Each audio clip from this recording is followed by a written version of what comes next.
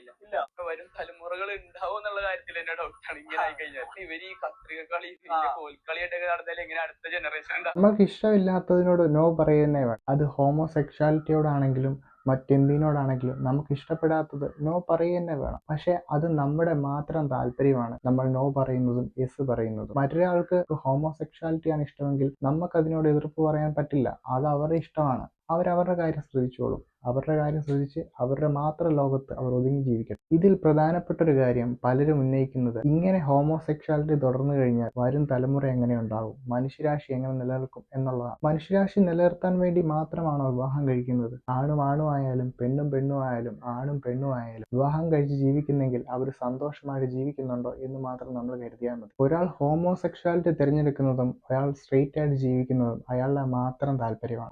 അയാളുടെ സെക്ഷൽ താല്പര്യം എങ്ങനെ തീർക്കണം എന്ന് അയാളാണ് തീരുമാനിക്കുന്നത്. മറ്റൊരാളുടെ മേൽ അതിക്രമിച്ച് കയറുന്നത് വരെ. മറ്റൊരാളുടെ മേൽ അതിക്രമിച്ച് കയറുമ്പോൾ അത് ഏത് റിലേഷൻ ആണെങ്കിലും തെറ്റ് തന്നെയാണ്. അത് സ്ട്രെയിറ്റ് ആയാലും ഹോമോസെക്ഷാലിറ്റി ആണെങ്കിലും അത് തെറ്റ് തന്നെയാണ്. ഇന്നത്തെ ചെറുപ്പക്കാരിടയിൽ വിവാഹം കഴിക്കുന്നത് സെക്സിന് വേണ്ടി മാത്രമാണ് എന്നൊരു തെറ്റിദ്ധാരണയാണ് പലർക്കും ഉള്ളത്. വിവാഹം കഴിക്കുന്നതും കുട്ടികൾ ഉണ്ടാകുന്നതും മനുഷ്യനുണ്ടായ കാലം തൊട്ട് ചെയ്തു വരുന്നതാണ്. അതിൽ കൂടുതൽ എന്തെങ്കിലും ചെയ്യാൻ കഴിയുമെങ്കിൽ അതാണ് ലൈഫ്.